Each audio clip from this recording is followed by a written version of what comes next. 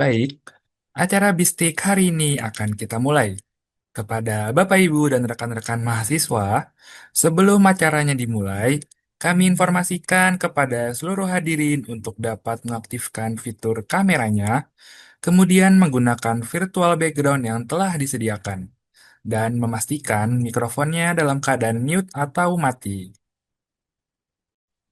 Diingatkan juga kepada para hadirin untuk mengisi presensi yang telah tersedia di dalam kolom chat Zoom.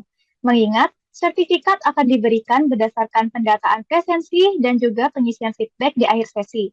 Terkhususnya, kami ingatkan kepada pegawai ASN untuk mengisi NIP dan bukan ASN untuk mengisi dengan NIK yang sesuai pada saat pengisian presensi. Terima kasih. Assalamualaikum warahmatullahi wabarakatuh. Sebelum memulai acara, izinkan kami selaku MC memperkenalkan diri terlebih dahulu. Saya Ivan Damaika dan rekan saya Tidak Faul Ali ya. yang akan memandu jalannya kegiatan Bistik Batch 3 Chapter 9 pada hari ini. Yang terhormat, Koordinator Pojok Statistik Universitas Negeri Jakarta, Profesor Dr. Insinyur Bagus Sumargo MSI, yang kami hormati Bapak Ibu Pegawai BPS Provinsi DKI Jakarta, Bapak Taufik beserta jajarannya, Yang kami hormati Bapak Narasumber Dr. Aska Ubaidillah SSP MSI selaku Ketua Program Studi D4 Statistika Politeknik Statistika STIS. Yang kami hormati Bapak Ibu dosen Universitas Negeri Jakarta, seluruh mahasiswa Universitas Negeri Jakarta, serta seluruh hadirin yang berbahagia. pertama-tama, marilah kita panjatkan puji syukur atas kehadirat Allah Subhanahu wa Ta'ala, karena atas berkat rahmat dan karunia-Nya, kita dapat bertemu secara virtual dalam keadaan sehat walafiat di acara Bistik Batch 3 Chapter 9 untuk mengikuti kegiatan edukasi statistik yang merupakan bagian dari Pojok Statistik Universitas Negeri Jakarta. Kegiatan yang kita laksanakan pada hari ini merupakan Bistik atau Bincang Seputar Statistik Chapter 9. Nah, pada sesi kali ini, Bistik mengusung tema optimalisasi Small Area Estimation untuk presisi kebijakan publik berbasis data spasial. Baik, para hadirin sekalian, sebelum dimulai, mungkin ada yang ingin disampaikan terlebih dahulu, mengingat di dalam Zoom ini juga dihadiri oleh Profesor Dr. Dian Handayani MSI, selaku Koordinator Program Studi Statistika UNJ.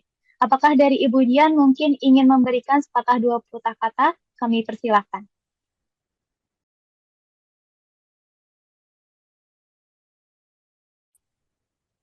Baik, terima kasih Mbak. Assalamualaikum Pak Aska. Aduh nih mohon maaf. Ya, Waalaikumsalam warahmatullahi wabarakatuh. ya, Terima kasih. Assalamualaikum juga ini semuanya ya, para peserta BISTIK. Eh, Pertama-tama ya, saya ucapkan terima kasih tentunya ya kepada eh, Pak Dr. Aska Ubaidillah nih ya yang telah berkenan menyempatkan gitu ya memenuhi undangan kami untuk hadir pada acara Bistik siang hari ini. Tentunya ya Pak Aska juga sangat sibuk ya. Ini Alhamdulillah nih Pak Aska selalu menyempatkan untuk UNJ nih ya. Sebelumnya pernah juga nih Pak Aska ini menjadi juri ya. Alhamdulillah Pak Aska.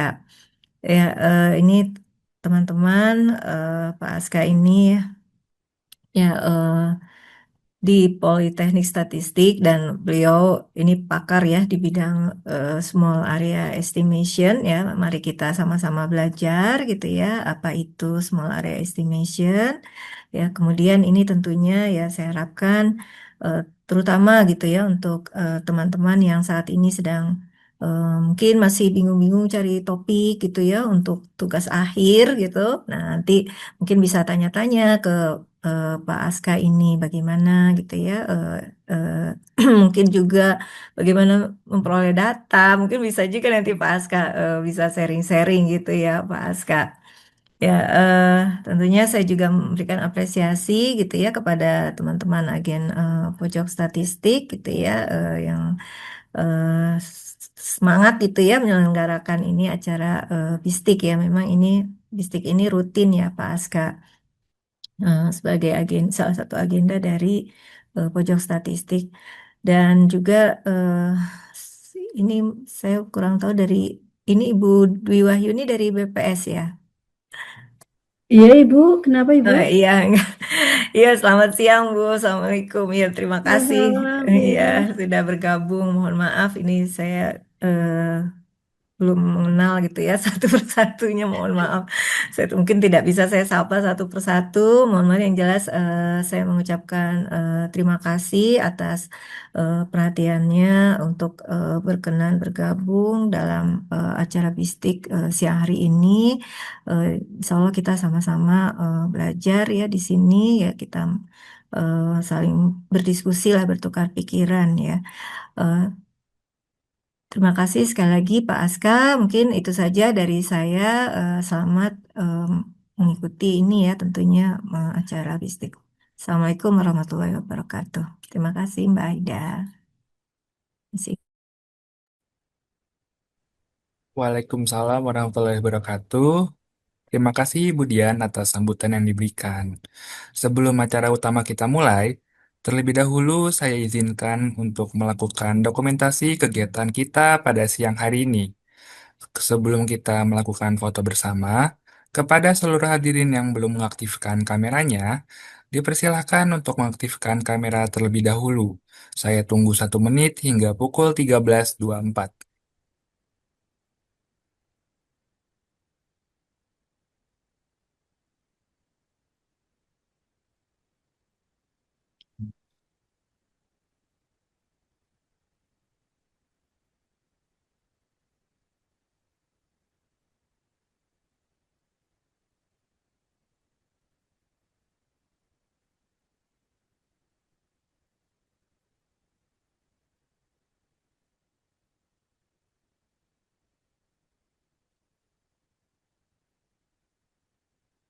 Baik, waktu sudah menunjukkan pukul 13.24. Di saya terdapat satu slide untuk slide pertama. 3, 2, 1.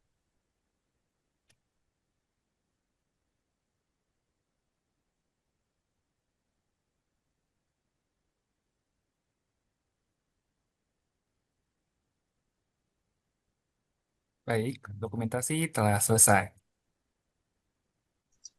Demikian rangkaian acara pembukaan Distrik Batch 3 Chapter 9 pada kali ini. Beranjak ke acara utama kita, saya langsung saja untuk menyerahkan kepada moderator kita hari ini, yaitu Muhammad Fahri Novarian, yang merupakan agen pojok statistik tahun 2025-2026. Kepada Kak Fahri, kami persilahkan.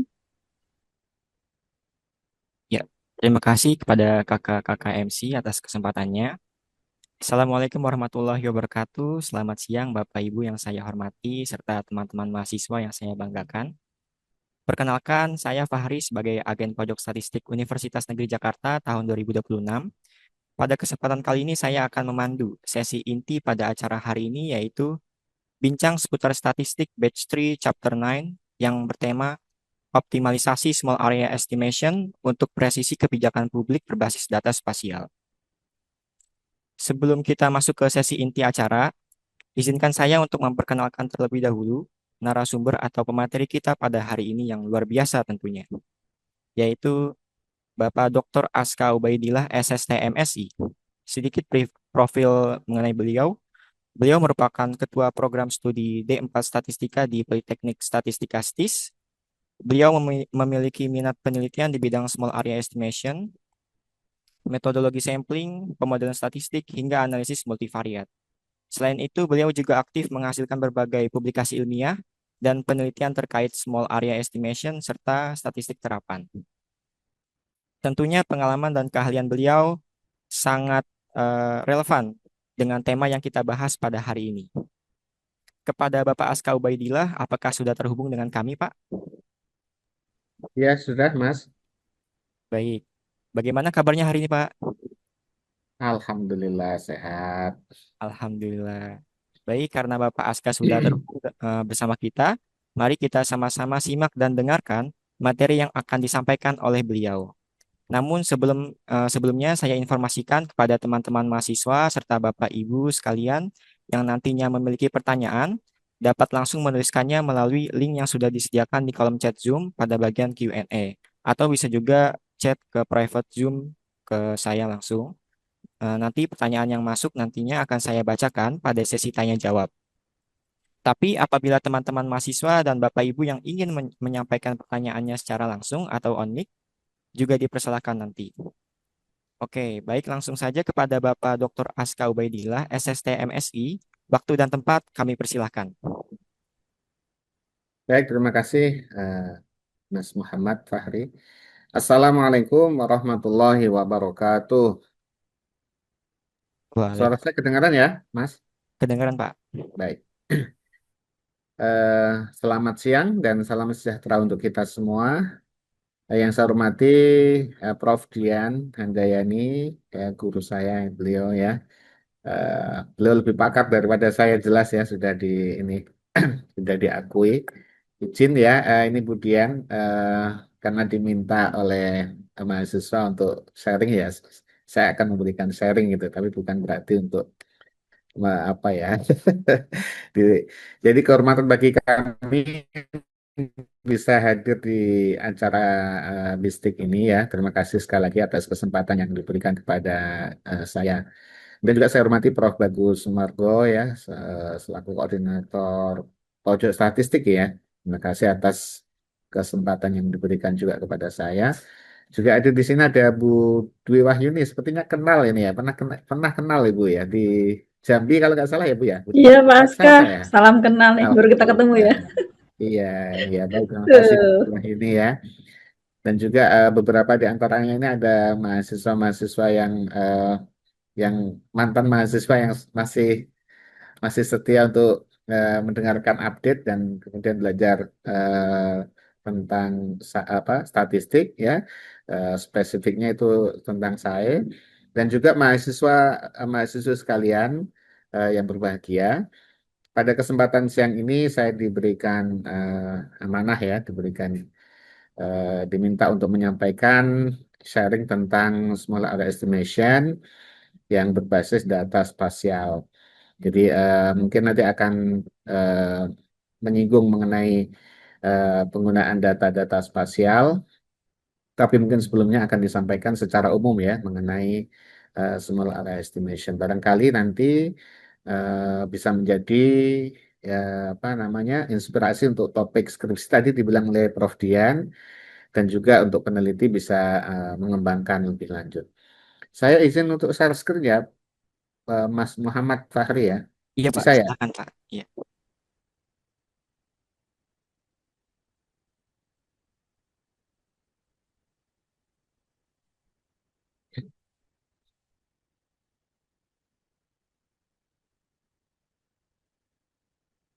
Mudah-mudahan sudah terlihat ya. Sudah Pak.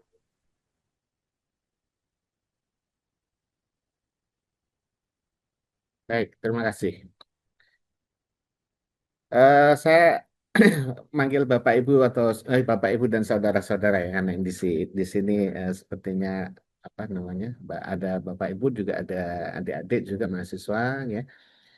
Adik-adik sekalian ya, utamanya mahasiswa.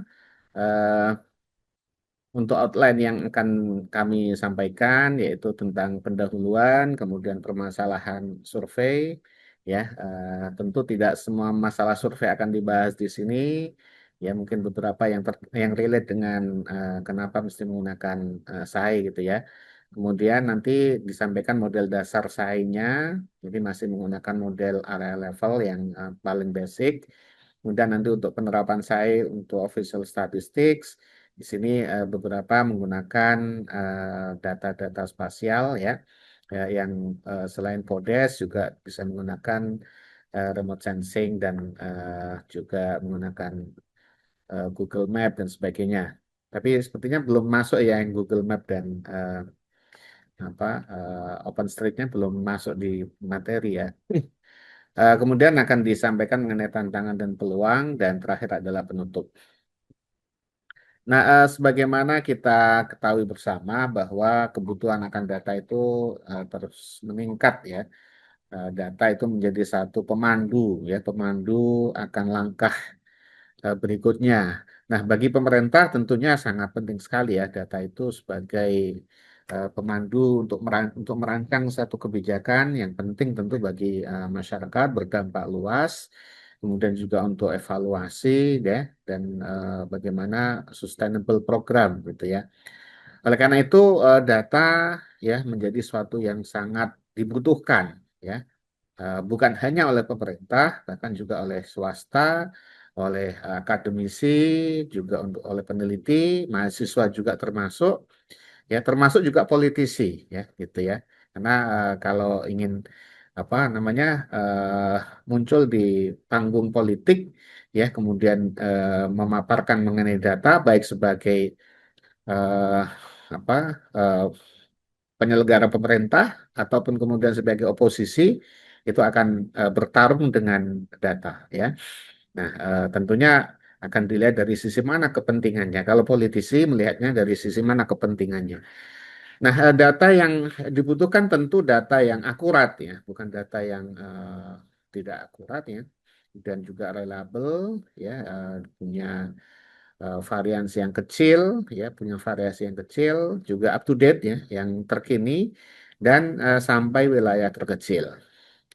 Nah, sebagai produsen data, di antaranya itu BPS ya, Badan Pusat Statistik, juga kementerian lembaga ya, ataupun kemudian swasta juga terlibat ya, itu ya. Di sini saya hanya menggambarkan BPS, tapi tentunya semua produsen data itu akan tentunya merespon kebutuhan data itu dengan berbagai kegiatan pengumpulan data ya, sebagaimana kita ketahui yang populer itu adalah sensus ya, sambil sekarang ini promosi sekalian itu ya. Saat ini sedang disiapkan sensus ekonomi 2026 ya, mulai dari Mei sampai Agustus ya. Nanti bulan Juni tanggal 15 Juni akan dilakukan pendataan door to door. Nah, karena itu ya mudah-mudahan sensus ekonomi ini akan berjalan dengan lancar. Selain sensus ekonomi juga ada sensus penduduk dan juga ada sensus pertanian. Nah, sensus itu mengumpulkan data secara lengkap. Kemudian ada juga survei ya. Survei itu metode pengumpulan di mana yang dikumpulkan, yang diteliti itu hanya sebagian anggota dari populasi. Kalau sensus itu keseluruhan populasi, kalau survei itu sebagian dari populasi. Nah, kemudian juga ada data-data yang dikumpulkan dengan catatan administratif. Data-data administratif yang bisa diperoleh dari kementerian biasa untuk menyelenggarakan pengumpulan data secara administratif yang tidak dilaksanakan melalui sampel atau pendataan seluruh populasi. Di sini adalah warga tercatat ya, untuk mengikuti kegiatan tertentu dia akan mengisi data gitu ya, dan itu akan menjadi catatan administratif. Termasuk juga data penduduk ya yang rutin. Nah, itu juga data administratif. Kemudian ada juga big data ya, big data. Nah, ini yang kemudian berkembang pesat ya, karena big data itu tidak terkekang oleh eh, apa perancangan sampel, kemudian rancangan kuesioner dan sebagainya. Dia sangat besar, sangat masif, dan ini kemudian semakin diteliti ya, semakin dicari ya, untuk kemudian diambil insight-nya, diambil yang penting-penting menjadi informasi dan kemudian menjadi dasar kebijakan juga ini big data ya. Nah, tentunya pengumpul data akan mempertimbangkan ya mana yang akan digunakan untuk menjawab atau merespon kebutuhan data itu dengan melihat biayanya, tenaga, waktu, sumber daya yang ada. Nah, sensus sendiri misalkan tentu akan sangat sulit jika dilaksanakan tahunan ya, atau kemudian bahkan triwulanan. Itu tentunya akan sangat sulit karena tentunya butuh biaya yang sangat besar, tenaga yang sangat banyak, waktu yang juga sangat banyak, dan juga sumber daya yang sangat besar. Oleh karena itu, salah satu pilihan di antara empat pilihan itu tentunya masing-masing punya kelemahan ya, punya kelemahan dan juga punya kelebihan ya, keuntungan dan kekurangannya. Nah, di antara eh, keempat itu yang masih menjadi kegiatan utama oleh BPS, salah satunya sebagai eh, penyedia data ofisial yang resmi gitu ya, itu adalah kegiatan survei. Ya, boleh dikatakan dari ratusan kegiatan pengumpulan data di BPS itu mayoritasnya adalah dikumpulkan dengan metode survei, dengan cara survei. Nah, kita fokus di survei begitu ya. Beberapa poin yang akan disampaikan di sini tentu tidak semua ya, yang relate dengan saya itu akan dilihat dari sisi ukuran sampelnya. Ya, nah, ukuran sampel ini dirancang untuk estimasi sampai level tertentu saja. Ya, kenapa? Karena tentu akan dikaitkan dengan seberapa besar dana yang tersedia dan seberapa presisi atau ketelitian yang diharapkan. Nah, mempertimbangkan hal itu, tentunya estimasinya tidak bisa sampai level yang kecil, ya. Ya, pada umumnya survei dirancang pada level nasional, ya, kemudian juga ada yang provinsi dan ada banyak yang sampai kabupaten kota. Di antaranya adalah Susenas. Susenas itu sampai kabupaten kota. Ya, Sakernas juga sampai kabupaten kota, tapi tidak sampai kecamatan. Ya, oleh karena itu ukuran sampel ini itu menjadi hal yang krusial di dalam survei. Kemudian tentang estimasi parameternya, ya untuk data survei itu menggunakan formula dari desain survei ya yang dirancang tadi ya dengan tingkat ketelitian tertentu ya dan juga pertimbangan dana gitu ya.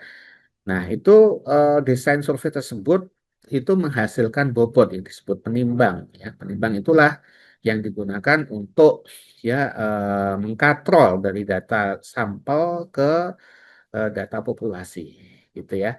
Nah, kalibrasi antara data sampel dengan penimbang tersebut itu disebut sebagai direct estimation. Itu penghitungan ya data berdasarkan data survei ya menggunakan desain survei itu adalah direct estimation. Dan ini hanya mengandalkan pada data survei tersebut dan pada area tersebut. Nah, itu kan sekali lagi karena dibatasi pada level tertentu, maka estimasi parameter itu juga terbatas sebagaimana rancangan estimasinya. Nah, evaluasinya ya untuk menilai apakah estimasi parameter dari survei itu sudah baik atau belum, salah satunya itu menggunakan relatif standar error. Ya, nah, ini mudah sekali untuk dibandingkan ya dan bisa berlaku untuk semua skala data gitu ya. Ini dalam bentuk persentase. Nah, pada umumnya ya, terutama di Indonesia, data dikatakan ya, data survei ya, hasil survei itu yang tentunya menghasilkan estimasi ya, estimasi parameter itu dikatakan baik apabila nilai RSE-nya kurang dari 25%. Itu disepakati di Indonesia. Nah, apakah RSE di bawah 25% di satu hal yang baku? Tentu tidak ya. Ini hanya kesepakatan saja karena kita melihat di negara-negara lain itu menggunakan batasan nilai RSE yang berbeda-beda.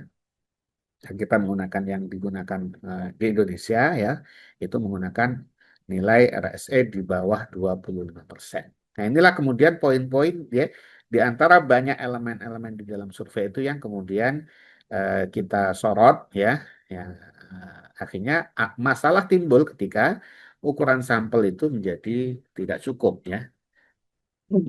Ukuran sampel itu menjadi tidak cukup. Nah, ukuran sampel pada suatu domain atau suatu area atau suatu target estimasi tadi, jadi domain bisa berupa domain atau berupa area, misalkan area itu tadi adalah kabupaten kota ya, kemudian domainnya adalah misalkan penduduk miskin gitu ya di kabupaten kota ya, dan seterusnya. Sampelnya itu ya bisa cukup, bisa juga tidak cukup atau bahkan tidak ada sampel sama sekali. ya, gitu ya.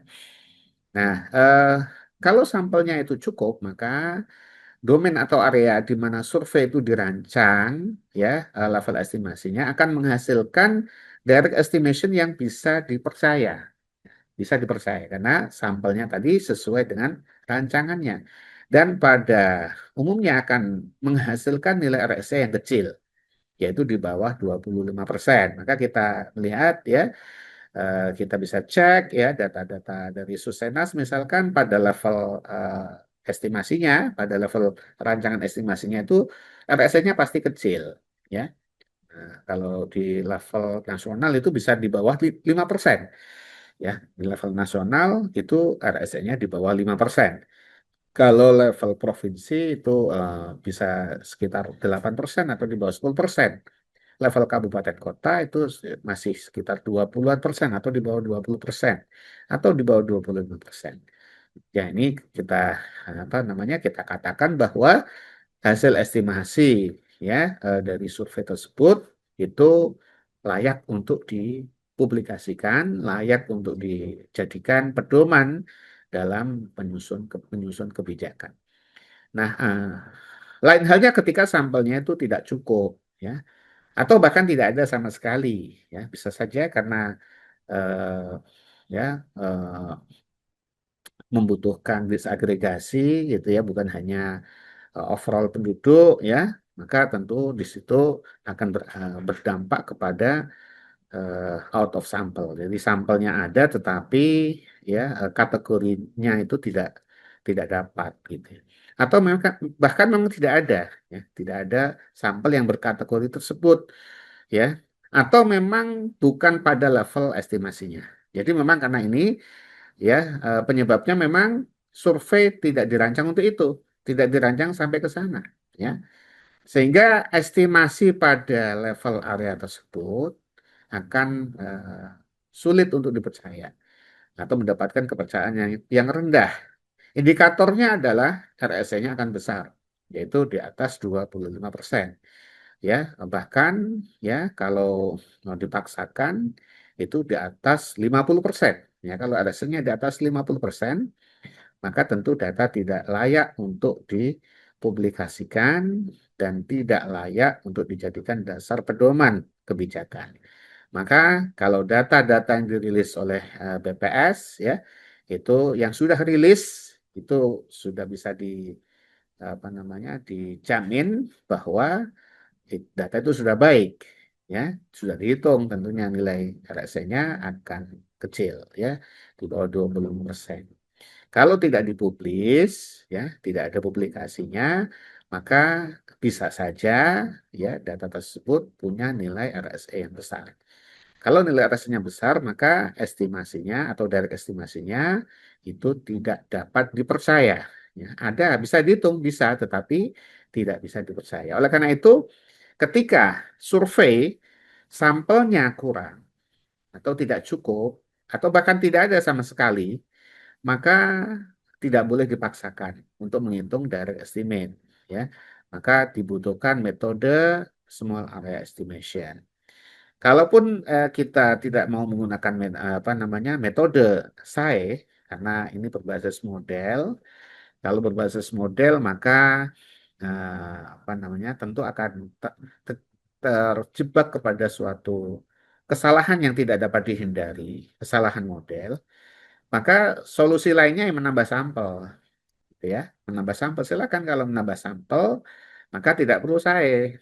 Nah, menambah sampel kan akan menjadi masalah tersendiri, ya. Masalah apa? Ya, masalah biaya, waktu, tenaga dan sebagainya. Sehingga ketika memang eh, solusi untuk menambah sampel itu menjadi solusi yang sulit dipenuhi, maka alternatifnya itu adalah SAE. Jadi SAE itu sebagai alternatif sebenarnya, sebagai pintu keluar darurat, darurat exit gitu ya. Jadi kita akan melalui pintu itu ketika pintu utamanya tidak bisa dipakai. Pintu utamanya tertutup, ya terhalang, ya tidak layak kita melewati pintu utama, maka kita gunakan pintu darurat. Ya, daripada tidak bisa keluar, ya akibat adanya trouble di pintu utama, kita bertahan di dalam, ya tentunya itu bukan solusi.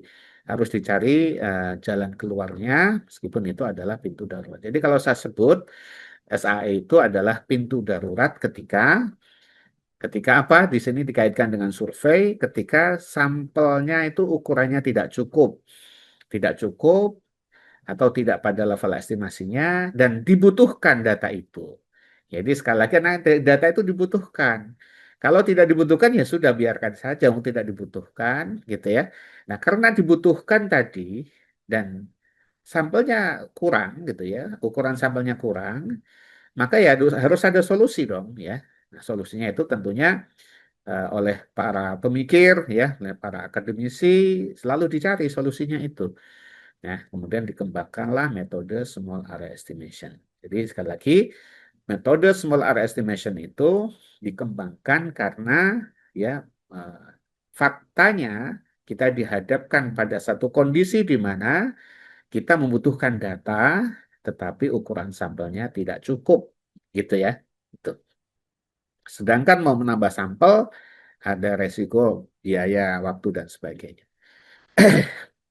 Sekiranya biaya, waktu, dan sebagainya itu bisa dipenuhi, tentunya kita akan lewat pintu utama, gitu ya. Jadi kalau dikatakan kok pakai saya sih, saya itu kan model.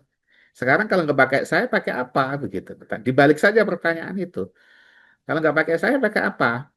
Ya, nambah sampel dong. Ya silakan kalau memang punya. Gitu. Wah nggak punya. Terus gimana? Ya sudah, diem aja, nggak usah dipublikasikan. Sementara dibutuhkan ini.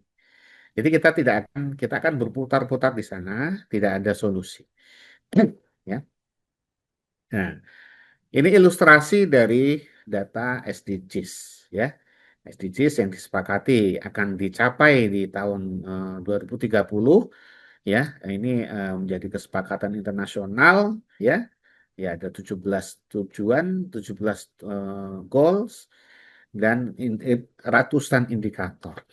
Nah, sejauh mana kita menepati indikator-indikator itu sejauh mana kita punya datanya. Semua kan data ini jadinya kan, ya datanya mana begitu ditanya. Nah, sedangkan kalau kita lihat setiap tujuan itu, ya setiap tujuan, dan di dalam tujuan itu ada indikator-indikator, itu hampir sedikit sekali, sangat minim indikator itu yang overall atau seluruh populasinya, misalkan tentang kemiskinan, ya tentang kemiskinan itu bukan lagi datanya itu adalah indikator persentase penduduk miskin saja, tetapi ada disagregasinya, gitu ya. Misalkan di sini contohnya adalah persentase anak-anak usia di bawah 18 tahun yang hidup di bawah garis kemiskinan. Jadi mereka yang di bawah garis kemiskinan yang usianya kurang dari 18 tahun. Nah, ini kan butuh disagregasi. Sedangkan ya boleh dikatakan Susenas saja itu tidak dirancang untuk itu. Tidak dirancang untuk eh, menangkap yang khusus di bawah 18 tahun. Jadi, ya. Jadi yang ditangkap adalah mereka penduduk yang di bawah garis kemiskinan, yaitu dengan pengeluaran per kapitanya dihitung garis kemiskinannya, kemudian dibandingkan pengeluaran per kapita rumah tangga dengan garis kemiskinan, kan begitu. Nah, kalau ini sudah diminta adalah anak-anak usia di bawah 18 tahun, yang ini ada di indikator di tujuan satu pada indikator 1.2, maka nyaris sulit dipenuhi oleh Susenas di level kabupaten kota. Kalau mungkin di level provinsi kemungkinan bisa, karena sampelnya cukup banyak. Tetapi kalau di level kabupaten kota itu sudah pas-pasan gitu ya. Sedangkan untuk angka kemiskinan saja sudah pas-pasan, apalagi kemudian di breakdown, ya, disagregasi menjadi penduduk di bawah 18 tahun dan di atas 18 tahun. Tentunya sampel yang sudah pas tadi ketika dipecah gitu ya, dibelah akan menjadi sedikit. Jadi terjebak kepada kekurangan ukuran sampel. Nah, seperti itu kemudian kita biarkan saja, gitu ya. Atau kita tambah sampel akan menambah paling tidak ya nanti dihitung lagi gitu ya. bisa bisa menambah ratusan ribu rumah tangga ya untuk memenuhi target itu. Nah, kemudian misalkan lagi tujuan kedua itu adalah persentase bayi usia kurang dari 6 bulan yang mendapatkan ASI eksklusif untuk mengatasi eh, apa namanya kelaparan begitu ya. Itu salah satu yang detailnya itu adalah di indikator 2.2. Itu bayi usia kurang dari 6 bulan yang mendapatkan ASI eksklusif ya. Ini sangat dibutuhkan oleh bayi gitu ya. ASI eksklusif tersebut dan ingin diketahui datanya. Nah, ini lagi-lagi Susenas tidak dirancang sampai ke sana gitu ya. Tidak dirancang sampai ke sana. Maka kalau kita hitung Susenas level kabupaten kota untuk persentase bayi usia kurang dari 6 bulan dan ini dibutuhkan data itu, ya kita tidak akan bisa menjawab gitu ya. Kemudian lagi misalkan proporsi perempuan pernah kawin umur 15 sampai 49 tahun yang proses melahirkannya ditolong oleh tenaga kesehatan terlatih. Ini di tujuan 3 misalkan ya untuk mencapai indikator kesehatan dan kesejahteraan itu salah satunya ini untuk usia apa proporsi perempuan yang pernah kawin di usia-usia yang boleh dikatakan produktif ya, usia-usia puncaknya ini 15 sampai 49 tahun yang proses melahirkannya ditolong oleh tenaga kesehatan. Lagi-lagi ini akan sulit dipenuhi oleh Susenas ya, Susenas kita untuk level kabupaten kota. Sementara kan SDGs itu ya tuntutannya sampai kabupaten kota minimal ya. Ya sampai kabupaten kota kalau nasional jelas gitu ya. Ini sampai kabupaten kota.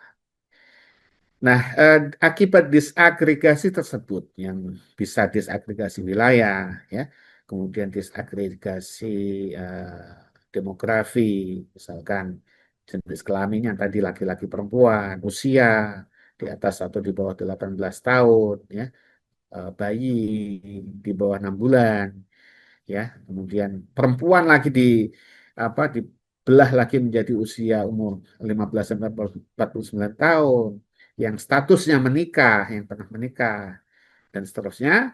Ini mengakibatkan sampel itu menjadi dibelah-belah dan semakin sedikit. Nah, sampel yang sedikit tadi sekali lagi akan kembali ke paparan awal ya, akan berakibat kepada nilai RSE yang akan tinggi. Kenapa? Karena sampel yang sedikit akan menyebabkan standar errornya akan besar ya. Nah, standar error dengan ukuran sampel itu hubungannya terbalik. Makin banyak, makin besar ukuran sampel, maka standar errornya akan makin kecil karena hubungannya terbalik. Sebaliknya, semakin kecil ukuran sampel, standar error itu akan makin besar. Nah, kalau standar error besar, maka dampaknya adalah relatif standar errornya juga akan besar sehingga akan melewati batas psikologi ya batas psikologi tadi RSE di bawah 25%. Oleh karena itu ya saya menjadi kalau saya sebut itu bukan menjadi satu-satunya tetapi menjadi alternatif solusi ketika kita dihadapkan pada fakta kita membutuhkan data tetapi sampelnya kurang gitu ya. Nah, mengapa perlu SAE kan gitu ya?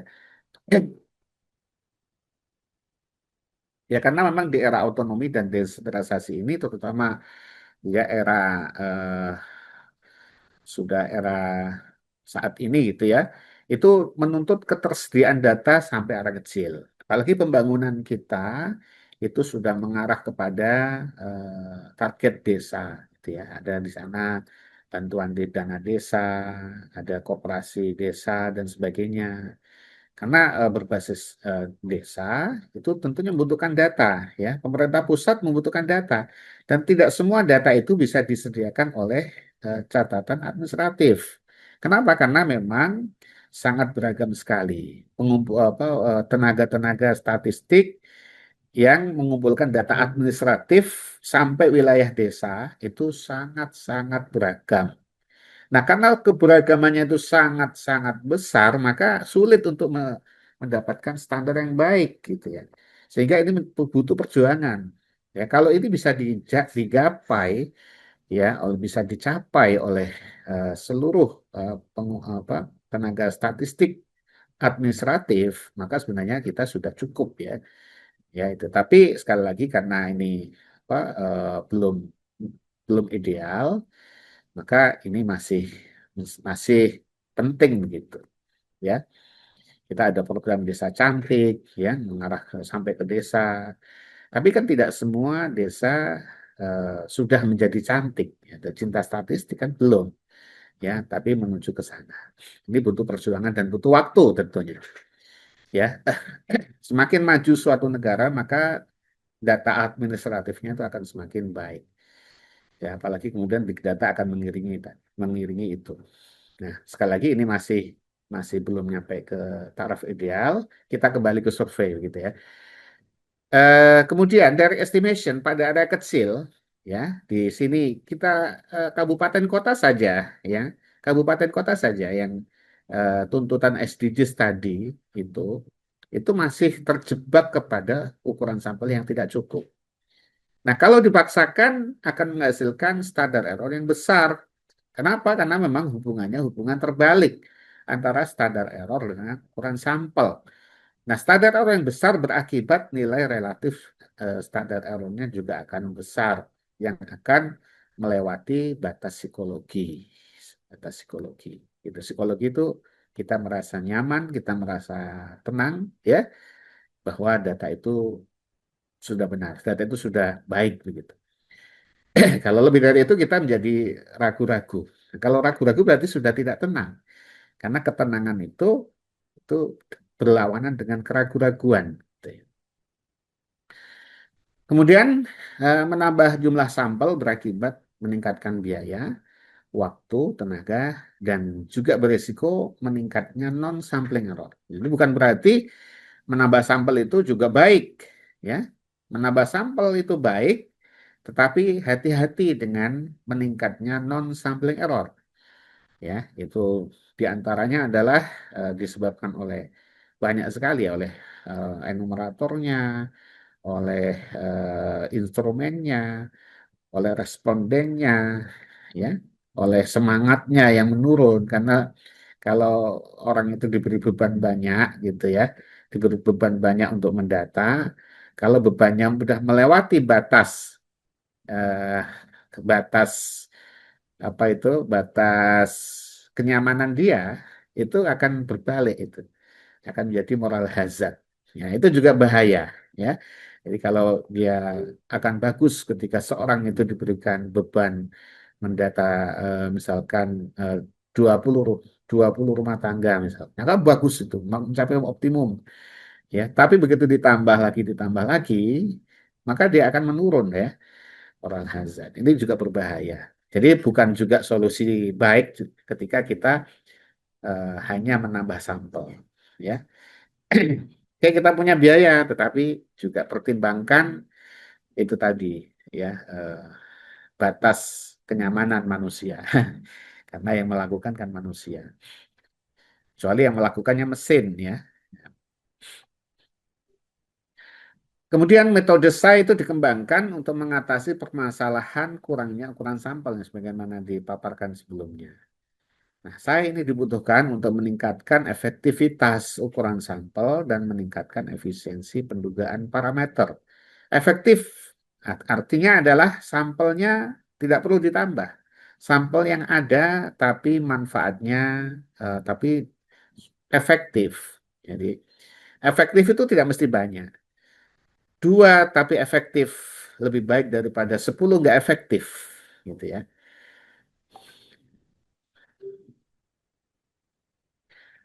Jadi yang kurang efektif itu ditingkatkan efektivitas. Sampel yang ada menjadi efektif. Kemudian efisien dalam arti penduga parameternya itu punya variansi yang kecil. Jadi itu 2 ini, ya, meningkatkan efektivitas dan juga meningkatkan efisiensi penduga parameter.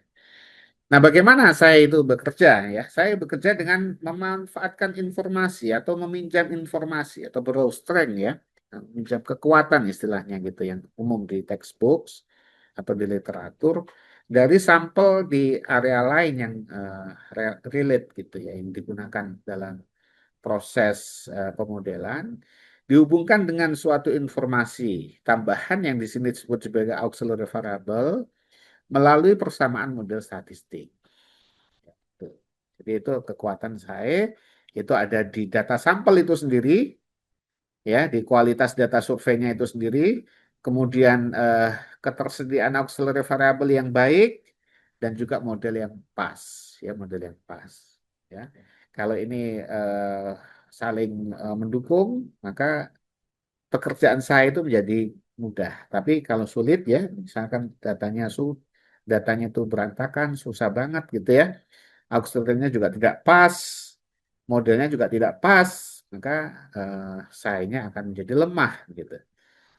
Dan informasi tambahan atau auxiliary variable itu bisa berasal dari data administratif, ya, misalkan data sensus, ya, data sensus itu data yang meliputi semua objek, ya. Di sini contohnya lagi Podes. Podes itu disebut sensus karena melibatkan seluruh desa, ya. Jadi sensus desa kalau bisa, ya, tidak penduduk. Kemudian ada juga sensus penduduk itu sendiri, sensus ekonomi, sensus pertanian. Yang saat ini ada itu adalah data sen, ya, dan sebagainya. Atau berupa data survei lainnya yang punya kekuatan juga untuk meningkatkan efektivitas dan efisiensi pendugaan parameter. Data survei juga bisa menjadi auxiliary variable, tapi harus menggunakan model yang tepat. Atau dari big data, yaitulah di sinilah kemudian apa namanya isu berkembang bagaimana kita mencari alternatif dari data-data administratif yang kadang-kadang itu susah diperoleh atau lag waktunya itu terlalu lama. Misalkan Podes, sensus jangan ditanya, sensus 10 tahun sekali. Podes itu 3 tahun sekali, ya. Maka ini sudah beralih ke big data. Bagaimana kita mencari alternatif auxiliary variable dari data yang begitu banyak yang tersedia, yang kita tinggal tinggal ambil, yang kita memilih data itu, ya, memilih dan memilah, kemudian menjadi auxiliary.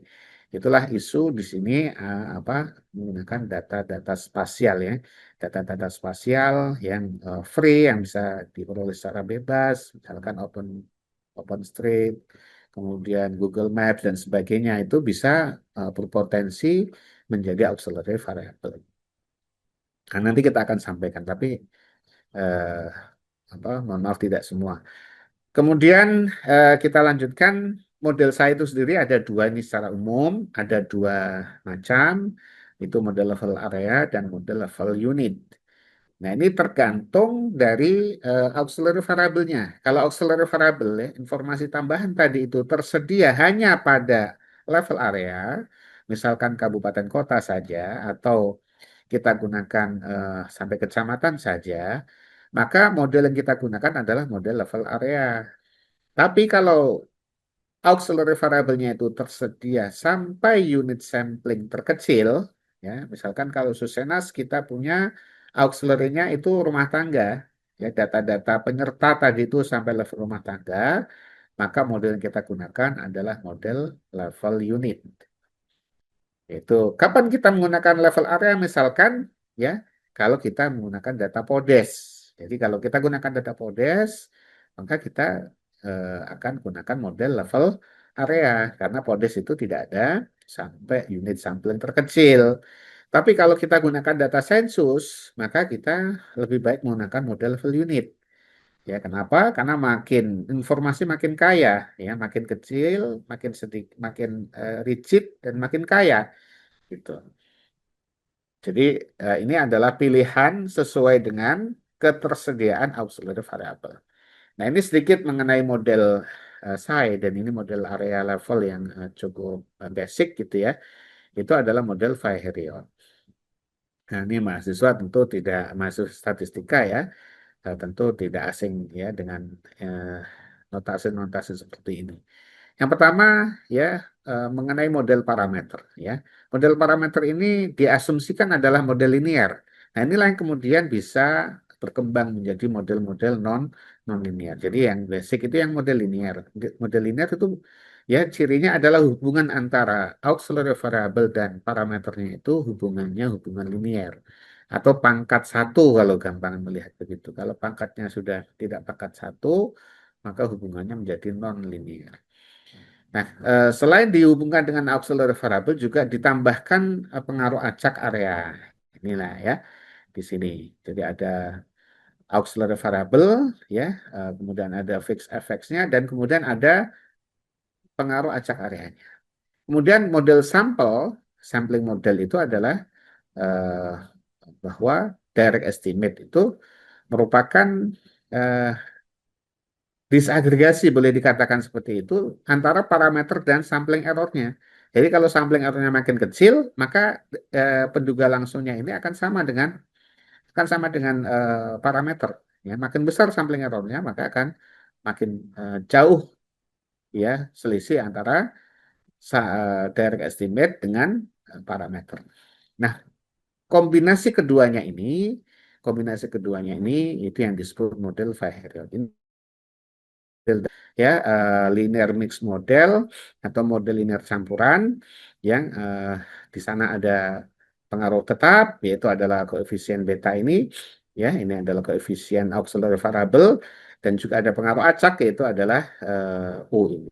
Dan ini sampling error.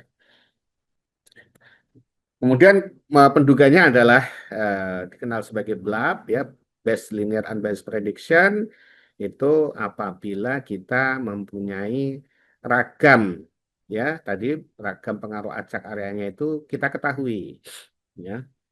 Ya, kalau kita ketahui ragam pengaruh acak areanya maka kita gunakan BLUB dan juga selain itu adalah ragam sampling error ya, sampling error.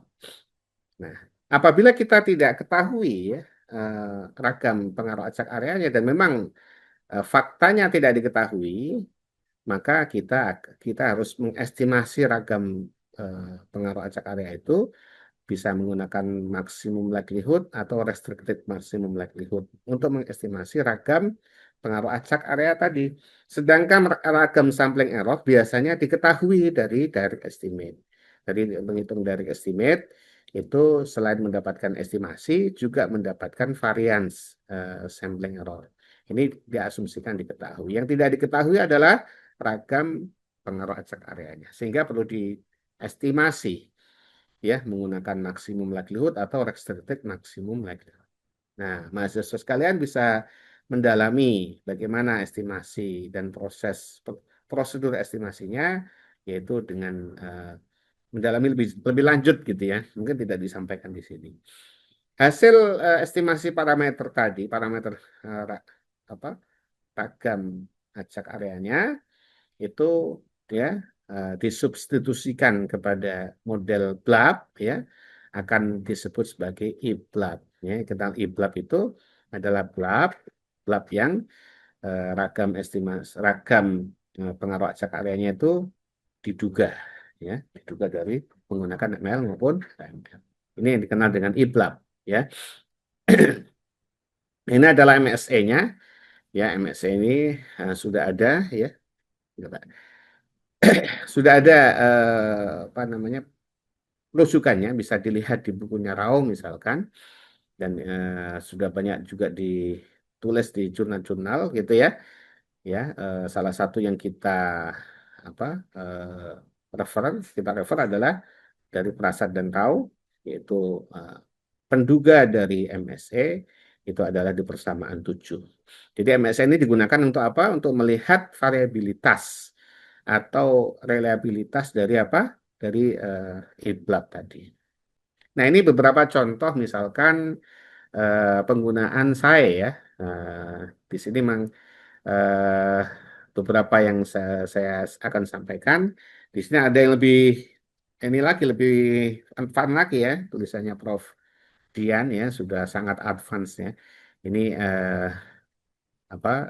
sesi saya menyampaikan yang dari saya yang sederhana saja. Nah, ini model multivariat Fahrenheit ya, model Fahrenheit yang dikembangkan ya dengan tadi mengkaitkan bahwa variabel itu ternyata saling berkorelasi. Variabel amatan itu bisa saling berkorelasi.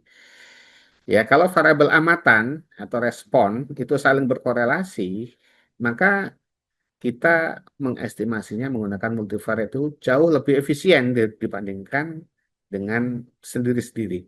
Jadi kadang-kadang kita punya beberapa atau banyak banyak variabel amatan gitu ya, variabel respon itu kita amati sendiri-sendiri, kita modelkan masing-masing gitu ya. Di sini contohnya adalah apa pengeluaran per kapita rumah tangga makanan dan non makanan ini saya tulis ya, makanan dan non makanan. Ternyata pengeluaran per kapita makanan dan non makanan itu terkait ya, punya korelasi cukup kuat gitu. Sehingga apabila kita gunakan model multivariat itu akan lebih efisien ya dibandingkan dengan model yang univariat gitu ya. Nah, ini bisa Bapak, Ibu, atau adik-adik semua bisa amati lebih lanjut dengan membaca jurnal ini. Di sini disampaikan eh, nilai RMSE-nya atau root mean square error-nya itu yang eh, multivariat itu lebih kecil dibandingkan dengan yang direct estimate. Juga lebih kecil dibandingkan univariatnya. Kemudian untuk R Jurnal ya ini bagian dari karya mahasiswa di Politeknik Statistika STIS. Ini di sini banyak karya ya, tapi mungkin tidak semua disampaikan. Salah satunya beberapa saja. Ini adalah MSAE, yaitu apa? Ini sudah tembus di R Jurnal, sudah ada papernya ya, dan juga tentunya package-nya ini ya. Ini tadi yang jurnal apa? Multivariatnya, kemudian bersama mahasiswa membuat R package dan kemudian juga mensubmit di R Journal. Ini sudah lebih dari 30.000 ya digunakan ya package MSA ini 31.000 lebih. Nah, artinya ini digunakan oleh orang gitu ya. Jadi dipakai gitu ya karena ini sangat stabil ya. Kemudian juga sudah mempertimbangkan model-model multivariat yang lengkap yang ditulis oleh Roberto Benavent dan Domingo Morales. Jadi ada 3 model multivariat yang lengkap ditulis di dalam package ini dan sangat stabil ya. Kemudian apa hasilnya itu konsisten ya sehingga ini bisa digunakan mahasiswa ya kalau nanti misalkan mau saya multivariat gitu ya itu bisa menggunakan package ini ya. Kemudian juga ini pemanfaatan remote sensing ya, pemanfaatan remote sensing yang ini bisa diperluas ke data-data spasial gitu tadi ya. Nah, ini kita apa namanya ingin menjawab sebenarnya, apakah ya kita selalu bergantung kepada data administratif. Dalam hal ini kita biasa menggunakan PODES ya.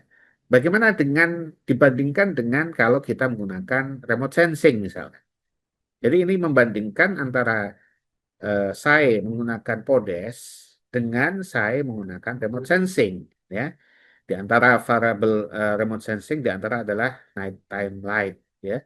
Ada juga ND, NDVI ya.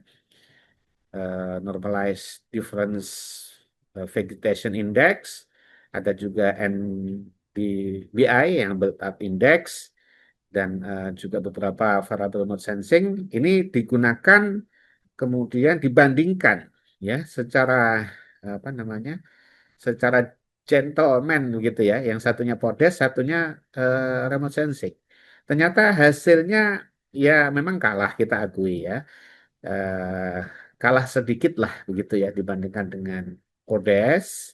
Tapi kalau kita kembali kepada bagaimana data PODES itu diperoleh gitu ya, maka tentunya ya kita akan memilih yang remote sensing. Kenapa? Karena PODES butuh dana yang besar. Dan ini apa namanya 3 tahunan kan begitu. Ya, jadi mengandalkan PODES itu tadi itu membutuhkan dana yang besar dan juga lag waktunya tidak setiap tahun, bahkan tidak setiap bulan, ya. Nah, kalau kita pas membutuhkan datanya itu pas bukan Podes, saat Podes bagaimana? Ya, tentunya akan ada bias. Nah, sementara kalau pakai remote sensing itu bisa real waktunya, ya bisa juga bulanan dan sebagainya kita bisa kumpulkan, gitu. Memang kalah sedikit, tetapi akan menang di apa? Di biaya. Belum lagi kalau isu anggaran misalkan, anggaran DPR misalkan lagi ada butuh dana yang lain, maka bisa saja Podes atau survei-survei yang bersumber kepada APBN itu kemudian misalkan sementara di hold dulu gitu karena ada efisiensi anggaran. Nah, kalau sudah di hold kan tidak ada lagi produksi data dalam hal ini Podes misalkan. Ya, sementara kita butuh itu untuk saya. Jadi kalau tidak ada auxiliary variable misalnya, ya, maka saya ya tidak berkutik lah ibaratnya begitu. Ya kurang bisa leluasa gitu, nggak ada auxiliary-nya. Maka ini remote sensing itu menjadi alternatif. Meskipun memang kalahnya kalah di efisien, di variansnya itu sedikit kalah, tetapi kalau ditimbang dari ketersediaan data, sustainability-nya, tentunya akan memilih remote sensing. Juga ini dikembangkan oleh teman-teman teman-teman berikutnya menggunakan crowdsourced data, kemudian juga tadi Google Maps, ya, OpenStreet dan sebagainya ya, yang itu data-data spasial itu juga cukup bisa diandalkan. Artinya dengan penelitian-penelitian ini kita apa namanya mendapatkan insight bahwa ada alternatif data lain selain data administratif itu adalah data-data geospasial tadi itu. Nah, ini sebenarnya inti materi itu di situ. Kemudian ini ditulis oleh Niken ini kebetulan tadi saya lihat juga ada Niken di sini ya.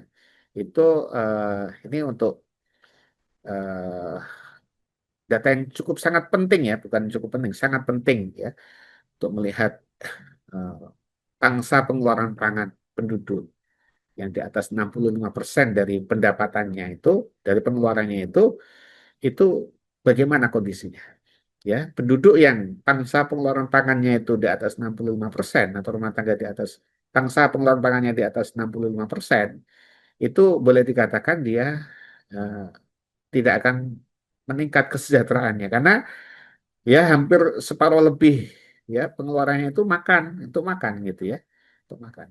Sedangkan kalau orang-orang yang kaya misalkan yang bercukupan itu udah nggak mikir lagi untuk makan, yang dipikirkan itu jalan-jalan ya, happy-happy begitu ya. Itu ya memang faktanya demikian. Kalau orang itu masih fokus untuk memenuhi kebutuhan makannya, berarti dia belum ya secara umum bisa dikatakan sejahtera. Meskipun bahagia itu relatif, tetapi indikator kesejahteraan itu eh, tidak bisa dimungkiri lah gitu ya. Kalau orang itu masih fokus memenuhi kebutuhan makan, berarti ya eh, masih kurang begitu. Nah, ini bisa dilihat ya menggunakan SAE itu di studi kasusnya itu di Jawa Timur gitu ya. Itu terlihat bahwa dengan SAE ya, di sini HB beta, ya, HB beta itu nilai RSE-nya menurun secara drastis ya dari yang banyak di atas 25% yang merah ini itu kemudian diperbaiki ya dan meskipun ada satu yang di atas 25 tapi secara umum itu semuanya di bawah 25%. Artinya sebelumnya kita sulit mempercayai data tanpa SAE, maka dengan SAE itu kita punya data level kabupaten kota di Jawa Timur yang kemudian kita cukup percaya gitu ya dan itu bisa digunakan sebagai dasar kebijakan ya apalagi kemudian ini ditambah dengan tadi eh, data-data remote sensing dan seterusnya. Nah,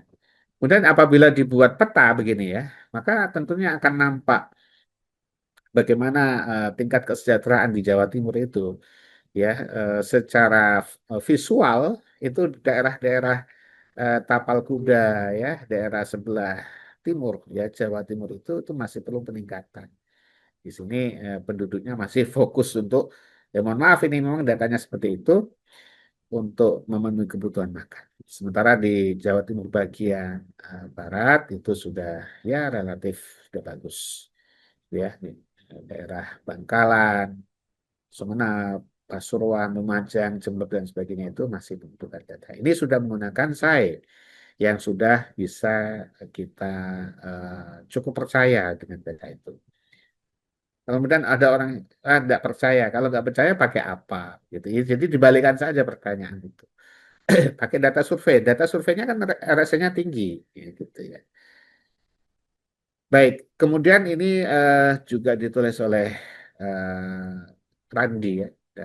Randi Dava Aditya ini sini yang juga ada. Sepertinya tadi kalau belum live ya, mudah-mudahan masih ada ini ya. Ini yang penulisnya ada di sini.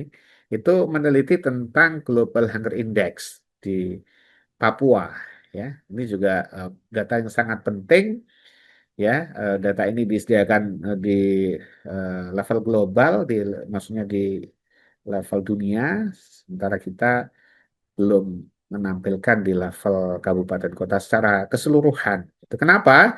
Karena ya lagi-lagi isu mengenai kecukupan sampel gitu ya. Nah, dengan metode SAE, akhirnya kita bisa membuat visualisasi peta demikian.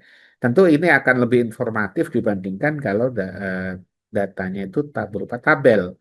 Dengan data ini kita bisa melihat, oh ternyata ya tingkat kelaparan gitu ya, tingkat kelaparan di Papua itu ngumpul di daerah-daerah tengah gitu ya, daerah-daerah pegunungan, daerah-daerah hutan gitu ya, yang infrastrukturnya itu masih sulit gitu ya, jangkauannya itu masih mahal gitu ya, sehingga apa suplai makanan itu menjadi kurang lancar atau tidak selancar kalau daerah-daerah di pesisir misalkan ya, daerah Jayapura misalkan gitu ya, Merauke ya, Mimika dan sebagainya itu yang di daerah-daerah pesisir itu cukup bagus lah gitu ya, eh, dibandingkan dengan daerah pegunungan. Nah, sini ngumpul di tengah. Maka ini akan memberikan informasi, oh ternyata kita masih punya masalah, kita masih punya PR, sehingga bagaimana pemerintah kemudian aware tentang hal ini, ya oh, ternyata masih tingkat kelaparannya masih bahkan ekstrim, masih tinggi gitu ya. Itu kan kasihan kalau dibiarkan. Ya, tentunya ini tidak boleh dibiarkan ya. Bagaimana pemerintah bisa membuka, meningkatkan layanan infrastruktur sehingga suplai makanan itu menjadi lancar, sehingga harga bahan-bahan makanan itu murah ya, terjangkau dan terjamin, bukan hanya lancar tetapi terjamin ada gitu. Kalau tidak terjamin ada, ya itu juga akan mengancam ya eh, apa namanya ketahanan pangan begitu. Ya. Nah, ini semua adalah produk dari SAE. Maka dengan punya SAE kita akan bisa apa memberikan informasi yang tidak bisa diberikan oleh data survei biasa. Terakhir ini ada penelitian terakhir kami itu studi simulasi intensif sebenarnya di sini bagaimana sih seberapa seberapa besar ya toleransi data non sampel gitu ya. Ini kita sudah melakukan simulasi secara intensif dan juga menerapkan data aplikasi, data real gitu ya. Ini saya hanya menampilkan hasil simulasi. Ternyata kalau kondisinya ya artinya secara asumsi terpenuhi normal gitu ya, menggunakan IBLAB itu bertahan sampai 80%. Ini sekedar informasi. Ya 80% daerah wilayah yang tidak tersampel itu masih bisa diatasi atau masih bisa di cover oleh IBLAB ya, oleh IBLAB. Tapi di atas 80%, misalkan. Bagaimana itu ilustrasinya?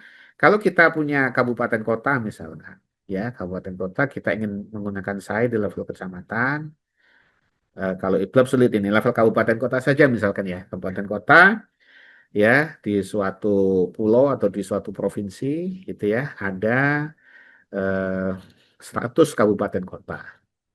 Dan 100 kabupaten kota itu kalau kita data yang tidak ada sampelnya tadi itu sampai 80 kabupaten kota, kita punya 20 kabupaten kota yang ada sampelnya, itu model SAE IBLAB itu masih bisa mengatasinya. Artinya kehilangan atau kenaikan MSE itu, mean square error itu tidak terlalu melompat gitu ya. Tapi begitu kita sudah di atas 80%, ya, itu langsung melompat dia. Jadi maka ini saran ini menjadi satu temuan bahwa jangan, ya, ini menjadi kalau orang itu temuannya, ya, peneliti itu kan peneliti Islam misalkan itu sampai memutuskan ini halal ini haram itu kan itu ada batasnya. Batas ini haram gitu ya. Jadi haram menggunakan ini ya. Tapi ini bukan bukan fatwa ulama ya. Ini hanya temuan saja. Jadi tidak diperbolehkan menggunakan dat iblab ya kalau kita punya di atas 80% daerah tidak tersambar. Tapi di bawah itu masih bisa. Tapi tentunya dengan berbagai syarat dan ketentuan yang berlaku kan begitu ya. Ini karena data simulasi bisa dikendalikan gitu ya. Tapi kalau yang tidak tersampel hanya 10 kabupaten dari 100 kabupaten, maka itu kita akan bisa lakukan dengan baik gitu.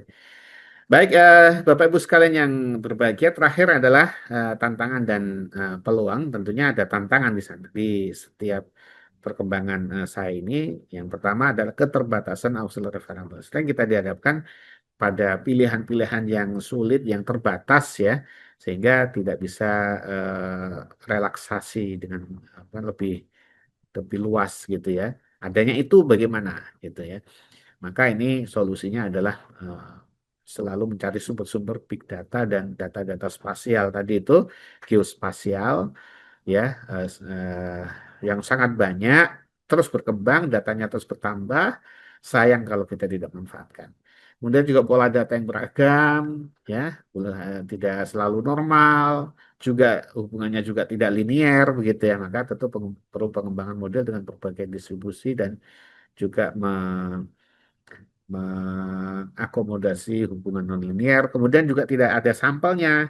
Itu kita mengembangkan model saya dengan non sampel yang sebagaimana ini saya sampaikan di sini menggunakan sintetik estimator ya, menggunakan model yang cukup basic, ya itu sudah bisa mengcover tadi 80% non sampel. Kemudian banyak nilai nol, maka perlu pengembangan model zero inflated dan RSC-nya besar bukan hanya di atas 50% tapi banyak ditemukan di atas 100%. Ya, ini mungkin ke depan gitu. Bukan mungkin, tapi sudah banyak memanfaatkan menggunakan machine learning dan model-model yang lebih advance. Ya, demikian yang bisa kami sampaikan sebagai mungkin pengantar diskusi ya. Terima kasih atas perhatiannya. Mohon maaf apabila ada kesalahan dan kekurangan ya. Terima kasih, saya kembalikan ke moderator. Wassalamualaikum warahmatullahi wabarakatuh. Waalaikumsalam warahmatullahi wabarakatuh. Terima kasih Pak Aska atas materi yang telah disampaikan. Semoga ilmu yang telah diberikan dapat memberikan manfaat dan menambah pemahaman bagi kita semua. Selanjutnya, kita akan memasuki sesi tanya jawab.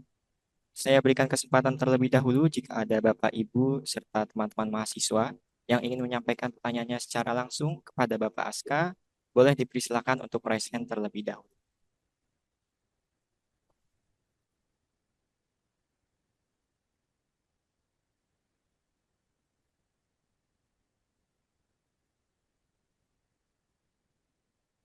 Mungkin sambil menunggu, karena sudah ada beberapa pertanyaan yang masuk di link yang sudah diberikan sebelumnya, saya izin bacakan pertanyaannya ya Pak. Silakan. Ya, pertanyaan yang pertama dari Hafiz. Saya ingin bertanya dengan kaitan penelitian mahasiswa atau juga skripsi yang menggunakan data BPS. Pertimbangan apa yang digunakan untuk menentukan kapan menggunakan level area atau level unit? Langsung atau langsung ya? Iya, langsung saja Ya, Pak. baik. Jadi kapan kita menggunakan area level, kapan menggunakan unit level, itu melihat dari ketersediaan auxiliary variable. Auxiliary variable itu variabel penyerta. Jadi contohnya kita menggunakan PODES, ya, atau kita menggunakan misalkan dataset. Dataset kita punya sampai level rumah tangga, atau menggunakan sensus. Kalau kita punya sensus, maka kita gunakan unit level. Kenapa unit level? Karena lebih lebih kuat dan lebih kaya informasinya. Jadi semakin agregat itu semakin ke tengah, ya. Kekayaan data itu akan makin berkurang. Jadi keterwakilannya data itu hanya diwakili oleh nilai tengah, adalah rata-rata atau oleh median gitu ya. Kita ambilnya kan nilai tengahnya sebagai perwakilan data individu. Tapi kalau kita punya data individu, maka informasi menjadi real dan namanya menjadi faktual gitu ya, bukan diwakili lagi. Jadi lebih puas mana kita itu menggunakan wakil atau menggunakan yang fakta kan gitu. Ya tentu lebih puas menggunakan yang fakta. Ya, jadi eh, kalau kita tidak punya data sensus, maka kita gunakan area level, gitu ya. Nah, pakai Podes atau pakai data dalam angka, BPS kan punya itu data dalam angka ya. Nah, itu maka gunakan area level. Terima kasih. Baik, terima kasih atas jawabannya Pak Aska. Lanjut ke pertanyaan selanjutnya nih Pak. Ada dari Safa. Pertanyaannya itu, Bapak menyebutkan bahwa machine learning dapat menjadi peluang pengembangan SAE. Apakah banyak dapat memberikan, apakah Bapak dapat memberikan gambaran singkat mengenai bagaimana integrasi antara algoritma machine learning dan model statistik klasik SAE dapat mengatasi tantangan yang Bapak sebutkan sebelumnya? Ya, eh, contohnya kalau kita menggunakan data-data rumah tangga ya, dan kita punya misalkan ini data survei digunakan sebagai auxiliary variable juga sebagai variabel penjelas untuk variabel responnya. Itu menggunakan machine learning tentu lebih lebih powerful dibandingkan model-model biasa, kan model eh, regresi atau apa yang kalau pada level rumah tangga itu ya lebih kuat menggunakan mesin learning. Contohnya pakai decision tree atau kemudian pakai random forest ya. Ya itu bisa digunakan untuk baik data kalau random forest bisa juga untuk data-data yang kontinu ya ataupun data-data yang discrete. Kalau di rumah tangga, level rumah tangga itu kebanyakan responnya itu berupa discrete datanya ya berupa flag 1010 gitu ya misalkan rumah tangga ini miskin atau tidak satu kalau dia miskin nol kalau dia tidak miskin data seperti itu akan lebih powerful menggunakan model-model machine learning jadi selain juga datanya banyak ya kalau level rumah tangga kan datanya banyak daripada kita menggunakan model yang non machine learning dan sudah ada R package yang dikembangkan ya untuk pemanfaatan machine learning, terutama di metode projection. Ya, metode projection itu ya gambarannya projection itu gini. Kita punya survei kecil, misalkan survei Bapak Ibu dan adik-adik mungkin familiar dengan Susenas September gitu. Susenas September itu level estimasinya adalah provinsi. Tapi kaya informasi, kaya variabel respon, ya yang tidak diperoleh di Susenas Maret. Susenas Maret itu banyak observasi, banyak sampelnya. Ya, jadi ada informasi khusus di bulan September, di Susenas September, yang tidak diperoleh di Susenas bulan Maret. Nah, ini ada teknik yang namanya projection. Jadi memproyeksi ya data model di bulan September ke bulan Maret. Nah, ini terbukti menggunakan machine learning itu lebih efisien. Efisien dalam arti menghasilkan estimasi dengan eh, varians yang lebih kecil, ya, dengan RSE yang lebih kecil. Tidak ada penelitian-penelitian itu eh, bisa juga dicek di kalau saya di STIA si mahasiswa sudah banyak menggunakan dan ada R package-nya. Ya, itu contohnya mungkin Mas Fahri. Terima kasih. Eh, Lanjut ke pertanyaan terakhir nih Pak di link Q&A. Itu pertanyaannya, bagaimana cara memilih auxiliary variable yang paling tepat untuk model SAE, terutama ketika data administratif yang tersedia kurang lengkap atau kualitasnya meragukan. Ya, cara memilih auxiliary. Tentunya ada yang dipilih dulu, gitu ya. Jangan memilih auxiliary, nggak ada yang dipilih, artinya nggak punya auxiliary. Jadi kita akan memilih pada auxiliary yang sudah kita punya, ya. Ya, kita punya apa dulu kita kumpulkan. Ya, kita Poldes, kita punya apa kita kumpulkan. Baru kita bisa milih. Nah, ya, tentu memilihnya adalah dengan pertama ya melihat kajian literaturnya. Sebentar ya. Tunggu ya. Yang 11, 11 ya. Pak ya. Kasih ya. Ya, tentunya dengan ya mengkaji literaturnya. Atau gini, boleh dibalik juga, kita mengkaji literatur dulu kalau kita yakin kita punya limpahan auxiliary variable. Ya, misalkan BPS ini banyak punya data, silahkan lakukan kajian dulu. Kita lakukan kajian literatur dulu. Apa saja variabel-variabel yang mempengaruhi variabel respon. Kita kaji dulu. Ya, dari penelitian ini, apalagi makin baik penelitiannya, makin tinggi ranking jurnalnya itu makin recommended ya. Kemudian setelah kita dapatkan kajian literaturnya, kita akan melihat availability datanya ya dari Poldes atau dari sumber-sumber yang lain. Ketika available datanya dan ada nyangkut atau terkait dengan kajian literatur kita, baru kita lakukan seleksi ya. Nah, seleksi tentunya banyak ya, di antaranya bisa menggunakan stepwise ya atau secara umum meskipun itu didekati dengan model regresi ya. Nah, yang penting kita jangan salah ketika modelnya linear atau non-linear, pakai transformasi logaritma atau tidak, hubungan antara parameter dengan auxiliary tadi. Kalau hubungannya linear ya cukup regresi biasa. Tapi kalau harus transformasi logaritma, maka kita ya setelah ditransformasi log itu baru linear, maka kita harus transformasi log dulu. Baru kemudian dilakukan seleksi bisa menggunakan stepwise atau yang lainnya atau backward atau forward ya atau pakai lasso ya atau pakai eh, apa eh, segala kemungkinan auxiliary itu ada package-nya itu package Sybase namanya. Silahkan bisa diekspor Bapak adik-adik mahasiswa.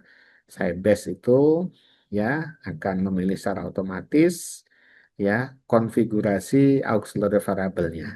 Ya, itu akan paling baik ya dipilih secara otomatis ya dengan berbagai kemungkinan ya. Apa yang digunakan kriterianya itu AIC yang lebih kecil, AIC, BIC ya.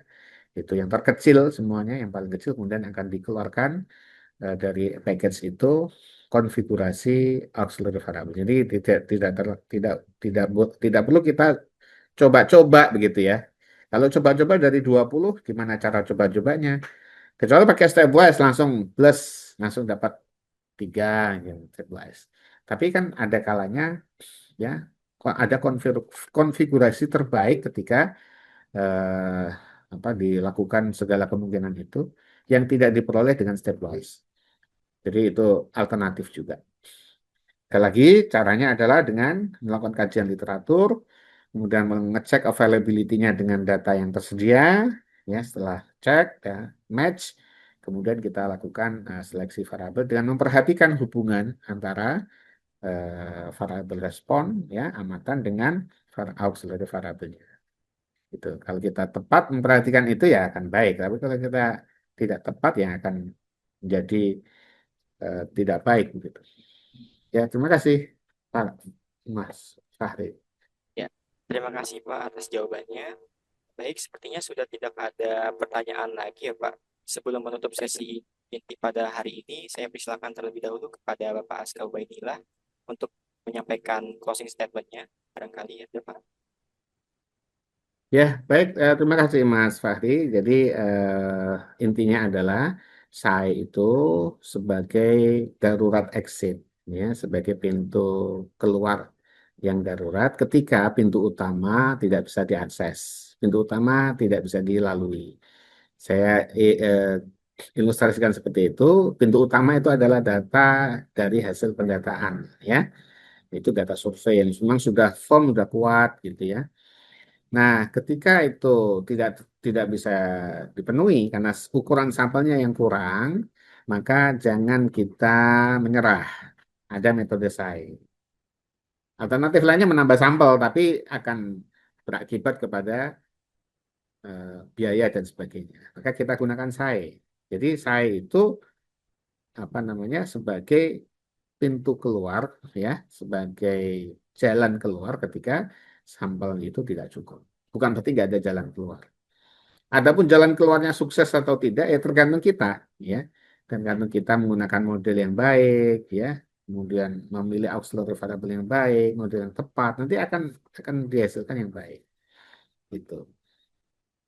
Dan tadi juga sudah disampaikan bahwa ya kita perlu banyak mencari alternatif auxiliary variable. Selain data tersedia di BPS atau di kementerian yang administratif, ya hati-hati karena itu tidak selamanya sustain. Ya bisa saja karena satu ketika anggaran dipotong, ya, atau kebijakan pimpinan lain itu bisa ditiadakan. Ya, kalau hanya mengandalkan data-data administratif yang rutin, maka satu ketika kita akan mati gaya atau tidak bisa melakukan apa-apa. Ya, alternatif lainnya adalah menggunakan data-data geospasial yang melimpah begitu ya. Tinggal kita kita ini kan saja. Dan studi sudah membuktikan ya perbandingan antara data geospasial dengan data administratif itu memang kalah, ya, sedikit kalah dari variansnya, dari RS-nya sedikit kalah. Tapi kan menang dari sisi kemudahan mengambilnya, dari biayanya juga tidak mahal, ya asal kita lakukan dengan baik, ya itu juga akan apa namanya akan baik gitu. Ya tentu tidak mudah, ya ada tantangan, ya ada juga resiko kesalahan di dalam pemodelan, tapi jangan kita menyerah, ya kita menyerah dan takut dengan kesalahan. Yang penting adalah bagaimana kita selalu memperkecil kesalahan yang ada itu. Mungkin itu saja yang disampaikan. Terima kasih sekali lagi. Mohon maaf apabila ada kekurangan. Saya kembalikan ke Mas Fahri. Saya tutup ya Mas ya. Assalamualaikum warahmatullahi wabarakatuh. Salam sejahtera untuk kita semua. Waalaikumsalam warahmatullahi wabarakatuh. Terima kasih kepada Bapak Aska atas closing statement yang telah disampaikan, serta atas sesi penyampaian materi dan tanya jawab yang sangat luar biasa pada hari ini. Semoga kita semua dapat memperoleh banyak ilmu dan wawasan dari materi yang telah disampaikan. Baik, mungkin sampai di sini saja sesi penyampaian materi bersama Bapak Aska Ubaidillah hari ini. Untuk Bapak Aska, jika ingin mengikuti acara hingga akhir, kami sangat mempersilahkan untuk tetap membersamai kami sampai acara ini berakhir. Namun jika Pak Aska memiliki agenda atau acara lain, kami persilahkan juga untuk meninggalkan ruang Zoom ini. Terima kasih sekali lagi kami ucapkan kepada Bapak Dr. Aska Ubaidillah, SSTMSI, selaku pemateri atau narasumber kita pada hari ini.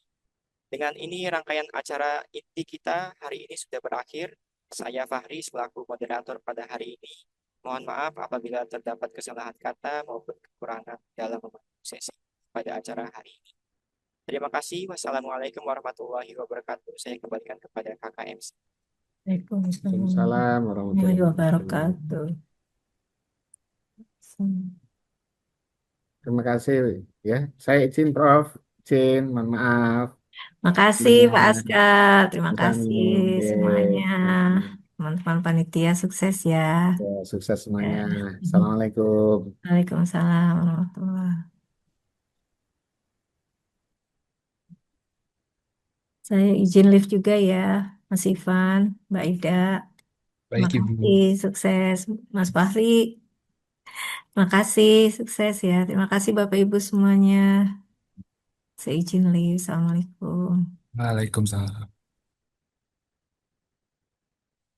Terima kasih kepada Dr. Raska Ubaidillah SST MSI yang telah memaparkan materi Bistik Batch 3 Chapter 9 yang pastinya sangat bermanfaat untuk kita semua. Serta terima kasih juga kepada Kak Fahri yang telah memandu sesi materi dan tanya jawab hari ini. Semoga apa yang kita peroleh pada hari ini menjadi bermanfaat sehingga bisa diimplementasikan ke depannya. Rangkaian acara berikutnya, kepada para hadirin dimohon untuk tidak keluar Zoom terlebih dahulu karena ada pengisian feedback. Para hadirin dimohon untuk membuka tautan yang telah disediakan di kolom chat Zoom, kemudian pilih feedback bincang seputar statistik, lalu hadirin sekalian bisa mengisi sesuai dengan penilaian Bistik Batch 3 Chapter 9 pada hari ini. Pengisian feedback akan diberikan waktu selama 1 menit. Oleh karena itu, kepada para hadirin dipersilakan untuk mengisi feedback dari sekarang.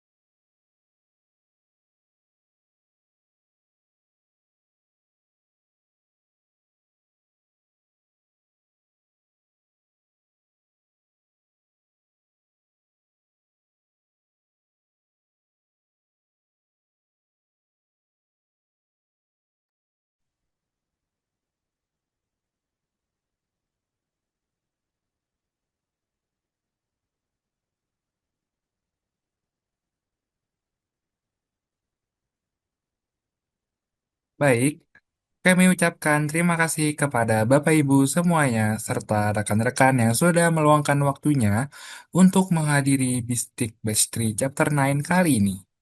Diingatkan kembali, jangan lupa untuk mengisi daftar hadir atau presensi dan feedback yang terdapat di dalam kolom chat Zoom. Sampai bertemu lagi di Bistik Chapter berikutnya. Sekian dari kami izin undur diri. Wassalamualaikum warahmatullahi wabarakatuh.